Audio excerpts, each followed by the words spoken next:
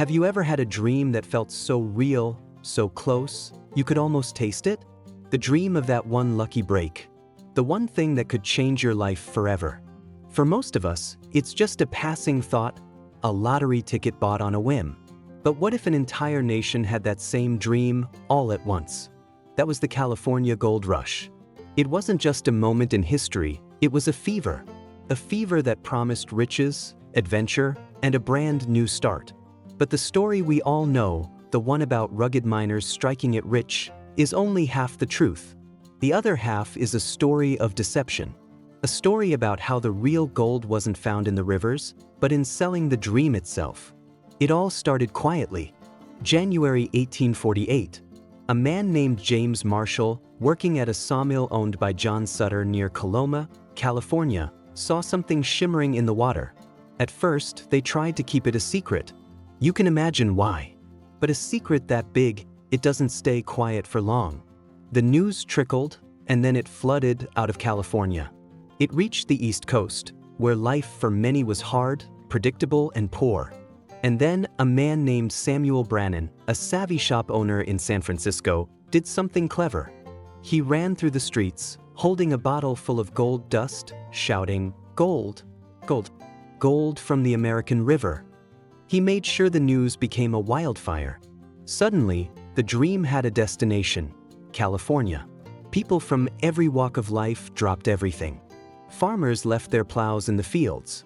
Clerks walked out of their offices. Husbands kissed their families goodbye, promising to return as wealthy men. They were the 49ers, and they were chasing a promise. But the promise was a long way away. Getting to California was the first great gamble. If you went by sea, you faced a treacherous, months-long journey around the tip of South America, battling storms and disease. If you went by land, it was just as bad. Thousands of miles across unforgiving prairies, mountains, and deserts. People overloaded their wagons, believing they'd need supplies for their new life. But the trail was littered with abandoned belongings, heavy furniture, family heirlooms, cast aside as the journey became a desperate struggle for survival. Cholera was rampant. Accidents were common. Many people who left home with a heart full of hope never even saw California. They died on the trail, their dreams buried with them in unmarked graves. They had paid the ultimate price for a ticket to a show they would never get to see. For those who did make it, the reality on the ground was a shock. The image was of gold nuggets just lying on the ground, waiting to be picked up. The truth? The easy-to-find gold was gone almost instantly. What was left was fine dust, hidden in tons of rock and mud. It was back-breaking, soul-crushing work. Standing for 12 hours a day in freezing river water, sifting through endless gravel, just for a few flakes. And here is where the great deception truly reveals itself. Remember Samuel Brannan?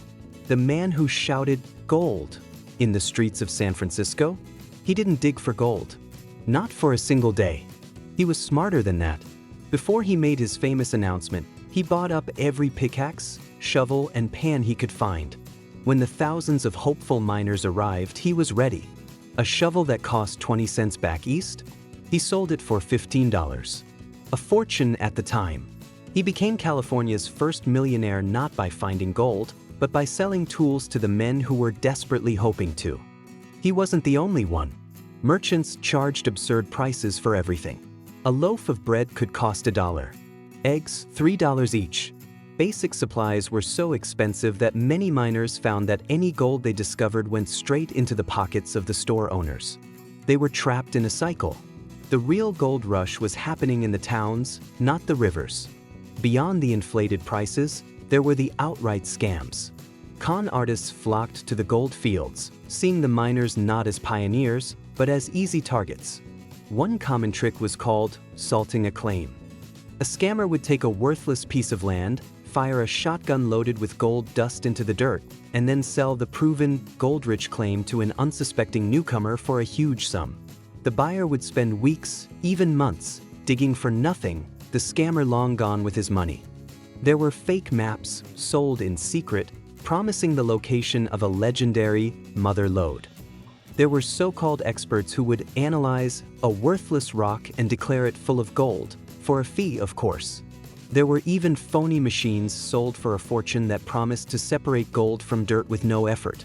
These scams worked because they preyed on desperation. When the reality of the work set in, the hope that drove these men across the country began to fade.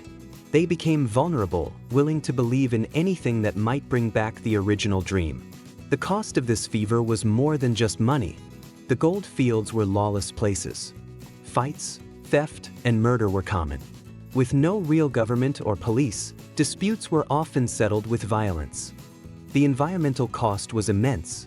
Entire hillsides were blasted away with high-pressure water cannons, choking the rivers with sediment and destroying the landscape for generations. And what about the families left behind? The letters home, once filled with hope, started to tell a different story. A story of failure, sickness, and despair. Many men were too ashamed to return home empty-handed. They had lost everything: their farms, their savings, and their pride. They just disappeared into the rough society of the West. The dream of returning a hero turned into the nightmare of becoming a ghost. The gold rush eventually faded. The corporations with heavy machinery moved in and took over, and the lone prospector became a figure of folklore. But the story isn't really about gold. It's a timeless story about us, about our relationship with hope, and how easily it can be manipulated by greed. The gold rush showed the world that you can get rich not just by selling a product, but by selling a promise. An intoxicating and often empty promise. Think about it. The same patterns exist today, just in different forms. The get-rich-quick schemes, the speculative bubbles, the online gurus promising a life of ease for a small investment. The fever of the gold rush never truly ended. It just changed its name. It reminds us that when something looks too good to be true, it often is. And the most valuable thing to hold onto isn't the hope of finding gold, but the wisdom to see who's selling the shovels.